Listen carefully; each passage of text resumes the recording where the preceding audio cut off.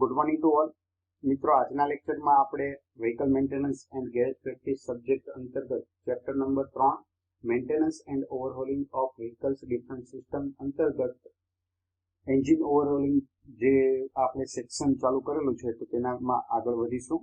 Last લેક્ચરની અંદર આપણે engine ઓવરહોલિંગ કયા કિસ્સામાં કરવું પડે છે અને તેને વ્હીકલમાંથી કઈ રીતે રિમૂવ કરવામાં આવે છે તેના વિશે જોઈ ગયા હતા. આજે હવે તેમાં આગળ વધીશું અને સૌથી પહેલા આપણો પોઈન્ટ આજનો છે steam cleaning of the engine. એટલે કે એન્જિનને આપણે જ્યારે ઓવરહોલિંગ કરી રહ્યા હોઈએ તો એ પહેલા તેને સાફ કરવું જરૂરી બનતું હોય છે. તો તેની અંદર કઈ રીતે તેની સફાઈ કરવામાં આવે છે તો તેના વિશે પહેલા જોઈશું. This is the optional step in the engine overhauling. તો કે સ્ટીમ ક્લીનિંગ જે પોઈન્ટ છે તે એન્જિન ઓવરહોલિંગ દરમિયાન એક આપણને ઓપ્શનલ સ્ટેપ આપવામાં આવ્યું છે.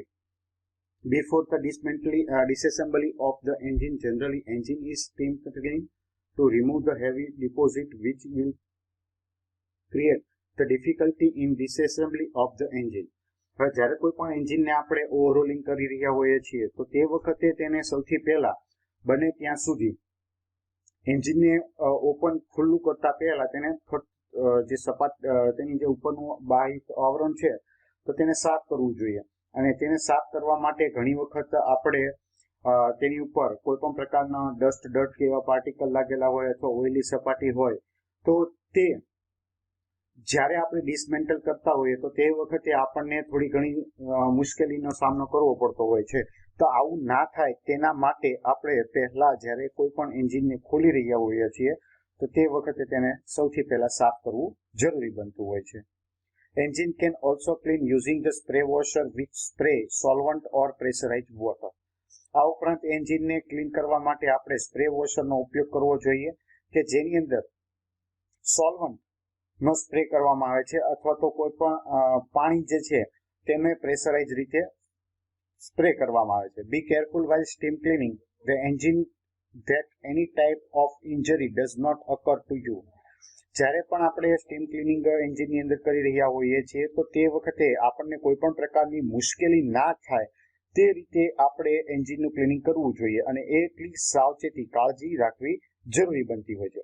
Cover all the engine opening and electrical component two prevent the water damage. આ ઉપરાંત એન્જિનના જે તમામ જે છેડાઓ જે ખુલ્લા રહેલા હોય એટલે કે આપણે એક્ઝોસ્ટ સાઇડ છે, ઇનલેટ સાઇડ છે, આ ઉપરાંત બાકીની કોઈ પણ સાઈડ જે ખુલ્લી હોય કે જ્યાંથી અંદર પાણી જમા થવાની સંભાવના હોય અથવા તો પાણી એન્ટર થવાની સંભાવના હોય, આ ઉપરાંત ઇલેક્ટ્રિકલ કમ્પોનન્ટના જે કનેક્શન જો એની અંદર હોય તો તેવા કનેક્શનને પણ આપણે કવર અપ કરવા જોઈએ કે જેથી પાણીની ત્યાં કોઈ પણ પ્રકારની પ્રેઝન્ટને પાણી હાજર રહેવાને કારણે કોઈ પણ પ્રકારના નુકસાનીથી કોઈ પણ પ્રકારના ડેમેજથી આપણે બચી શકીએ.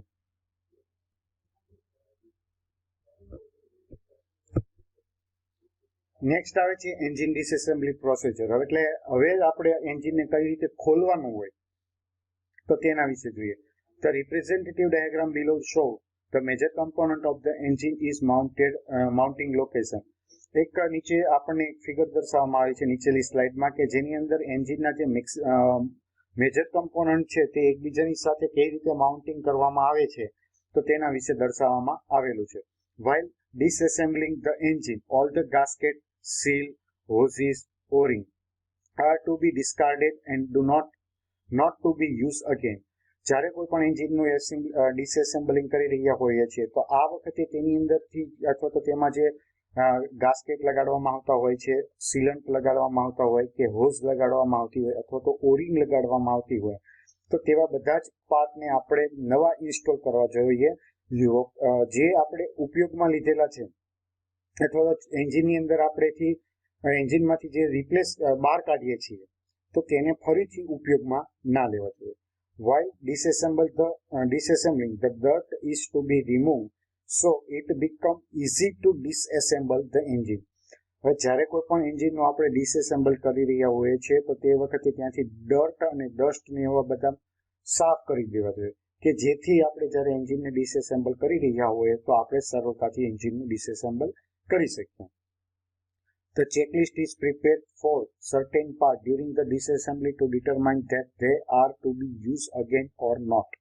ત્યાર પછી એન્જિનની અંદર ચેકલિસ્ટ આપણે બનાવવામાં આવે છે કે કયા કારણોસર આપણે ડિસમેન્ટલિંગ કર્યું છે તો આ ડિસમેન્ટલિંગ દરમિયાન જે તે પાર્ટ્સ હોય તો તેને ડિસએસેમ્બલી કરવાની જરૂર પડે છે કે નહીં તે પણ આપણે નક્કી કરી શકીએ છીએ. અને જો જરૂર ના હોય તો તેવા પાર્ટ્સને આપણે સાઈડ કરી અને જરૂરિયાત પ્રમાણેનું આપણે જે ડિસમેન્ટલિંગ કરવાનું હોય અથવા તો જે રિપેરિંગ કરવાનું હોય છે મેન્ટેનન્સ કે તો તે આપણે સરળતાથી કરી શકીએ. તો એ માટેનું એક ચેકલિસ્ટ શરૂઆતથી બનાવી દેવું પડે કે જેમાં આપણે જે તે પર્ટિક્યુલર પાર્ટ્સની સર્વિસિંગ કે તેના માટેની જે પ્રક્રિયા કરવાની હોય રિપેરિંગની તો તે આપણે સરળતાથી કરી શકીએ. તે માટે એક ચેકલિસ્ટ બનાવવાનું અને તેને ડિસએસેમ્બલ કર્યા બાદ તે ચેકલિસ્ટ પ્રમાણે સ્ટેપ બાય સ્ટેપ આપણે પ્રોસિજર છે તેમાં આગળ વધતા રહેવાનું. નેક્સ્ટ સ્લાઇડની અંદર આપણે એન્જિનની અંદર બધા પાર્ટ્સ જે કઈ રીતે લાગેલા હોય તો તે દર્શાવવામાં આવેલું છે.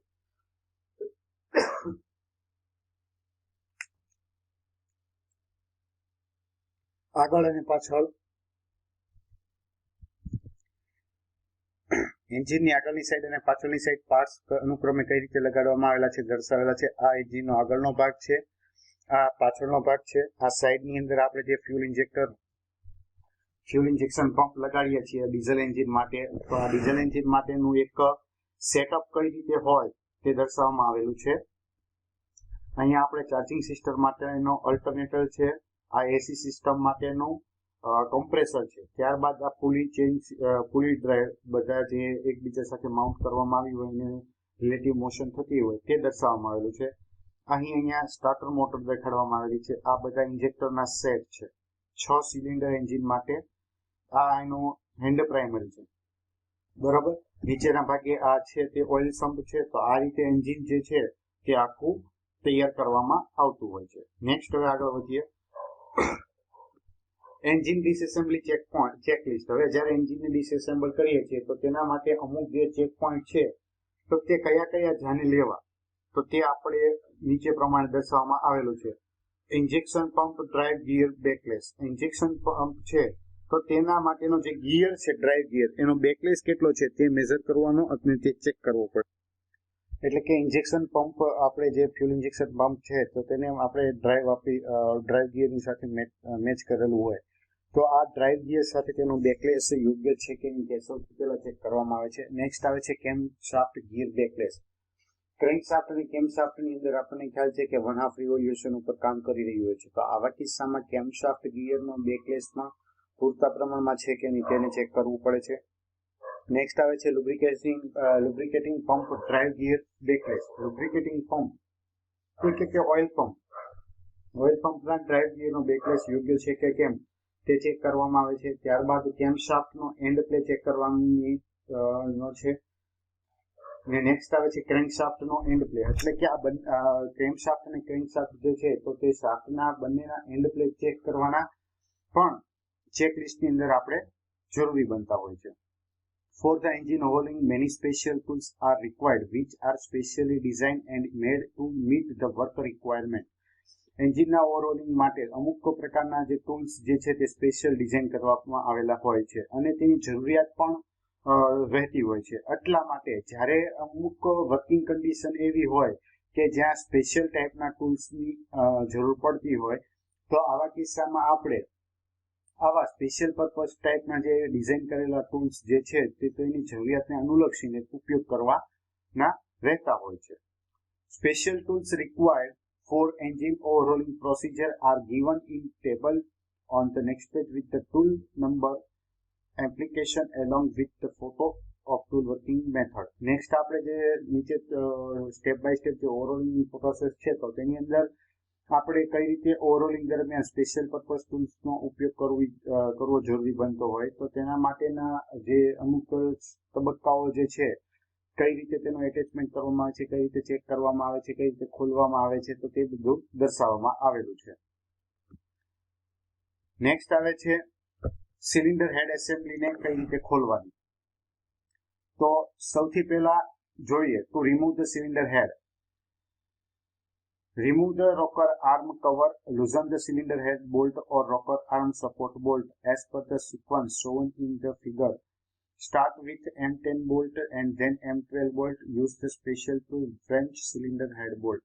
એટલે કે જ્યારે આપણે એન્જિન સિલિન્ડરની અંદરથી સિલિન્ડર હેડને દૂર કરવાનો હોય તો આવા કિસ્સામાં સૌથી પહેલા ટેપેટ કવર અથવા તો રોકર આર્મ કવર જે છે તેને દૂર કરવામાં આવે છે. ત્યારબાદ રોકર આર્મની જે શાફ્ટ જે છે તો તેના માટેના જે બોલ્ટ હોય તો તેને લૂઝ કરવામાં આવે છે સિલિન્ડર હેડ ઉપરથી અને તેને દૂર કરવામાં આવે છે. ત્યારબાદ જે M10 અને M12 ના જે બોલ્ટ છે તો તેને સ્પેશિયલ બ્રેન્ચ ટૂલની મદદથી તેને લૂઝ કરી અને રિમૂવ કરવાની શરૂઆત કરવામાં આવતી હોય છે. નેક્સ્ટ આવ્યું છે lift the cylinder head from the dowel and cylinder and the place it wooden block supporting the both end to avoid the nozzle tip to damage. Nozzle protrusion from the cylinder head surface 2.3 to 2.7 mm. Refer in figure. હવે cylinder જે છે તો સિલિન્ડરની અંદર કઈ રીતે આપણે બોલ્ટને ખોલવાના હોય છે તો તેના માટેની અહીંયા સિક્વન્સ આપવામાં આવી છે. અહીંયા ધારો કે કેટલા 26 બોલ્ટ છે તો તેને આવી રીતે બે એન્ડથી શરૂઆત કરવાની અને એન્ટી ક્લોકવાઇઝ ડાયરેક્શનની અંદર બધા બોલ્ટ જે છે તે ખોલવાના થતા હોય છે. અહીંયા આપણે જોઈ શકીએ છીએ 1 નંબર 2 નંબર સામેના છેડે 3 અને 4 પછી અહીંયા આવશે 5 અને 6 પાછું 7 અને 8 નેક્સ્ટ આવશે 9 અને 10 પછી આવશે આ છેડે 11 12 એ રીતે આવી રીતે સર્ક્યુલર જે સેક્શન છે એન્ટી ક્લોકવાઇઝ ડાયરેક્શન એની અંદર 26 બોલ્ટને વારાફરતી ખોલવાના હોય છે અને આ બધા છે M10 ટાઈપના. ત્યારબાદ A B C D E F G એવી રીતે ઉપર આપણને બીજા M12 ના બોલ્ટ આપ્યા છે બરાબર. ત્યારબાદ આવી રીતે બોલ્ટ આપણે ખોલી નાખશું એટલે આપણો હેડ જે છે તે સિલિન્ડર બ્લોકથી દૂર થશે. ત્યારબાદ આપણે આ સિલિન્ડર હેડને એવી જગ્યાએ વુડન બ્લોક ઉપર રાખવાના કે જેથી તેના નોઝલની ટીપને ડેમેજ ના થાય, કારણ કે નોઝલનું પ્રોટ્રુઝન જે છે તે તેના સિલિન્ડર હેડ સરફેસની સપાટીની સાપેક્ષે 2.3 થી 2.7 મિલીમીટર જેટલું રાખવામાં આવતું હોય છે કે જે નીચે ફિગરમાં દર્શાવવામાં આવેલું છે બરોબર. નેક્સ્ટ આવે છે to remove the cylinder head. તેની અંદર ensure that the all nozzle are remove from the cylinder head. Next તબક્કાની અંદર હવે સિલિન્ડર હેડને આપણે વુડન બ્લોક ઉપર રાખ્યા પછી જે કોઈ એની અંદર નોઝલ રાખવામાં આવેલી હોય છે તો તેને ત્યાં સિલિન્ડર હેડમાંથી રિમૂવ કરવામાં આવે છે. ત્યારબાદ આવે છે remove the valve split cone lock collar and spring from the cylinder head using the special tool compressor. Valve spring is shown in figure. ત્યારબાદ વાલ્વના કોન લોક જે છે તે ખોલવામાં આવે છે. ત્યારબાદ તેની કોલર અને સ્પ્રિંગ જે છે તેને રિમૂવ કરી દેવામાં આવે છે અને તેને સિલિન્ડર હેડમાંથી સ્પેશિયલ જે કોમ્પ્રેશન ટૂલ જે છે વાલ્વ સ્પ્રિંગને આપણે કોમ્પ્રેસ કરીને જે ઉપરથી લોક આપણે જે ખોલીએ છીએ તો તેની મદદથી તેને આપણે કોમ્પ્રેસર જે છે સ્પેશિયલ પર્પઝ ટૂલ તો તેનો ઉપયોગ કરી અને તે સ્પ્રિંગ લૂઝ કરીને તેને રિમૂવ કરવામાં આવે છે અને એના માટેની ફિગર નેક્સ્ટ સ્લાઇડની અંદર આપણે દર્શાવવામાં આવેલી છે. અહીંયા આપણે જોઈ શકીએ છીએ કે અહીંયા આ જે વાલ્વ જે છે તેને કોમ્પ્રેસ કરવામાં આવે છે અને ત્યારબાદ અહીંયા વચ્ચેના ભાગે જે એનો લોક રહેલો હોય છે તો તે દૂર કરવામાં આવે છે કે જેથી તેની અંદરથી આપણે જે ઉપરનું સ્ટ્રેનર છે રિટેનર તો એ રિટેનરને દૂર કરી અને આપણે સરળતાથી જે વાલ્વ સ્પ્રિંગ જે છે તે રિમૂવ કરી શકતા હોય છે. અને આ રીતે આપણે એન્જિનની અંદર બ્લોકમાં સિલિન્ડર હેડમાંથી વાલ્વને રિમૂવ કરી શકીએ છીએ. Remove the inlet and exhaust valve 6 તો કે 6 જે ઇનલેટ વાલ્વ અને 6 જે એક્ઝોસ્ટ વાલ્વ જે છે તેને આપણે રિમૂવ કરવાના. નેક્સ્ટ આવે છે before the removal of all the valve punch the serial number of cylinder, number of valve face, number on valve face to avoid the mixing of valve. હવે જ્યારે આપણે એક્ઝોસ્ટ વાલ્વ અને inlet વાલ્વને એન્જિનના cylinder બ્લોકમાંથી સિલિન્ડરના હેડમાંથી remove કરતા હોય તો આ વખતે આપણે જે તે સિલિન્ડરનો જે સિરિયલ નંબર છે તેને વાલ્વની ફેસ ઉપર પંચ કરીને તેને બહાર કાઢવાના. કેમ તો કે જ્યારે આપણે આ પ્રકારના વાલ્વને બધાને બહાર કાઢીએ છીએ તો એ વખતે એવું થવાની સંભાવના રહેલી હોય છે કે વાલ્વની જે આપણે સંખ્યા જે 6 છે તો એકબીજા સાથે અદલા બદલી ના થઈ જાય, તેના માટે આવું કરવું જરૂરી બનતું હોય છે. નેક્સ્ટ હવે આગળ જોઈએ clean the cylinder head, valve, spring and all other part thoroughly with the suitable solvent. ત્યાર પછી સિલિન્ડર હેડ, વાલ્વ, પછી વાલ્વની જે એસેમ્બલીમાં જે કમ્પોનન્ટ લાગેલા છે એટલે કે સ્પ્રિંગ, રિટેનર ને એ તો આ બધા જ પાર્ટને સોલ્વન્ટની મદદથી તેને સાફ કરવામાં આવે છે. નેક્સ્ટ આવે છે for the inspection and servicing of the cylinder head. ત્યારબાદ જે સિલિન્ડર હેડ છે તો તેનું ઇન્સ્પેક્શન કરવામાં આવે છે અને તેની સર્વિસિંગ કરવાની રહેતી હોય તો તેનું સર્વિસિંગ કરવામાં આવતું હોય છે. તો આ રીતે મિત્રો સિલિન્ડર હેડ ને સિલિન્ડર બ્લોક ઉપરથી અથવા તો એન્જિનની ઉપરથી આપણે step by step procedure follow કરીને રિમૂવ કરી શકીએ છીએ. તો આજના લેક્ચરને આપણે અહીં સુધી રાખીશું. નેક્સ્ટ લેક્ચરની અંદર આપણે સિલિન્ડર હેડની જે ઇન્સ્પેક્શન અને સર્વિસિંગ જે છે તો તેના વિશે ચર્ચા કરીશું.